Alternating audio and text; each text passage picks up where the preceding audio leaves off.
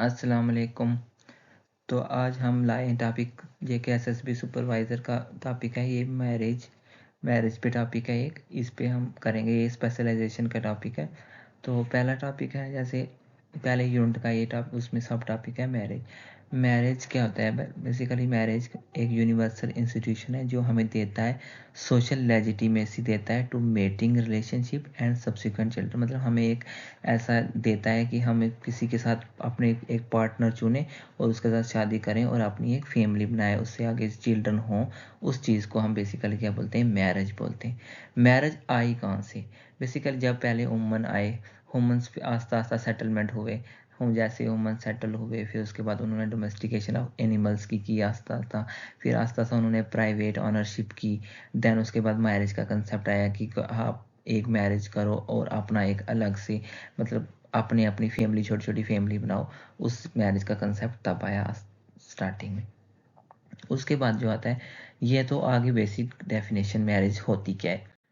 उसके बाद आता है एक डेफिनेशन है प्रॉमिस्क्यूटी। प्रॉमिस्क्यूटी क्या होती है? ये एक सेक्सुअल रिलेशन होता है किसी भी साथ विद एनीवन। उसके बाद अकॉर्डिंग टू अफ्रीकन के मुताबिक वो बोला जाता था कि मदरहुड जो है वो एक फैक्ट है एंड फादरहुड इज़ फेथ। कहने का मतलब ये है कि मदरहुड जो है उसका पता होता था कि मदर कौन है, लेकिन फादर का पता नहीं होता था कि फादर कौन है। मतलब ये अफ्रीकन के मुताबिक पहले पहले तब मैरिज का कंसेप्ट नहीं होता था उस टाइम। मतलब ये नहीं था कि मैरिज होगी कि इसका बाप ये है। तब मैरिज का कंसेप्ट नहीं आया था। तब बोलते थे कि motherhood is a fact and fatherhood is a faith. उसके बाद मैरिज के फंक्शंस क्या हैं? एक तो बायोलॉजिकल फंक्शन है, हमें सेक्सुअल ग्रेटिफिकेशन होती है, एक वो तो हो गया।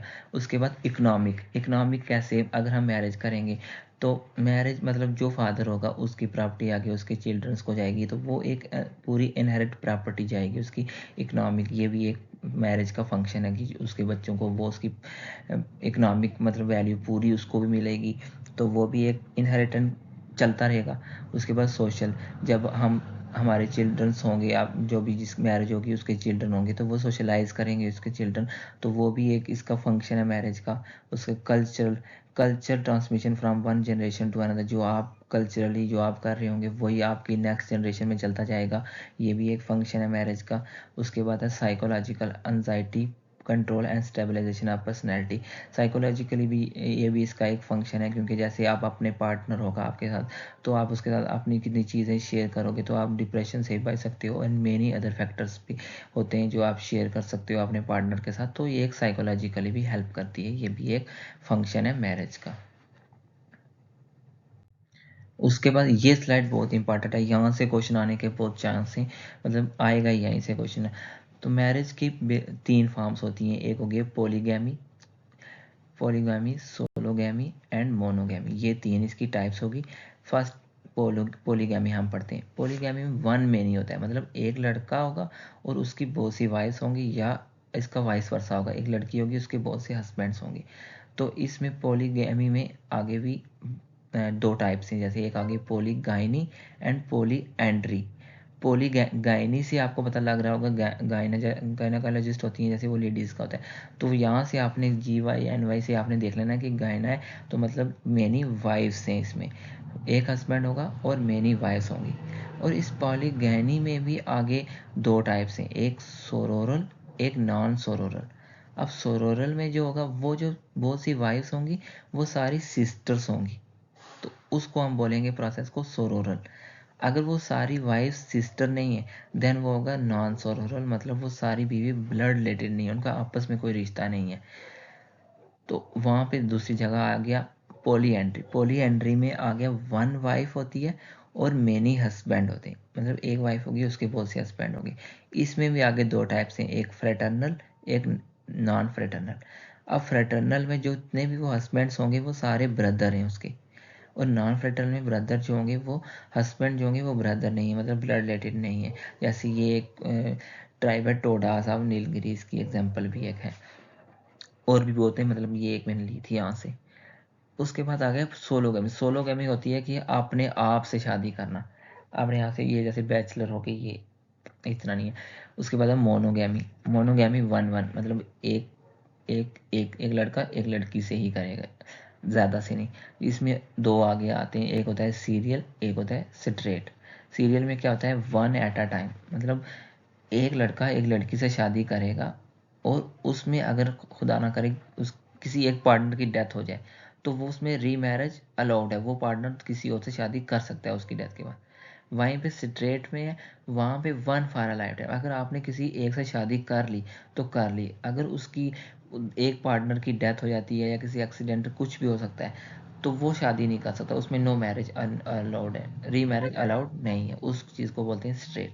ये क्वेश्चन आ सकते हैं कि सीरियल में मैरिज अलाउड होती है कि नहीं, स्टेट में अलाउड होती है कि नहीं, इस टाइम फ्रेटर्नल में कितने ब्रदर होते हैं, हस्बैंड सारे, नॉन फ्रेटर्नल क्या होता है, सोरोरल, नॉन सोरोरल, पॉलीगाइनी में वन हस्बैंड मेनी वाइफ होते हैं, पॉलीएंड्री में वन वाइफ में, इसमें आपको क्वेश्चन पूछ सकते हैं।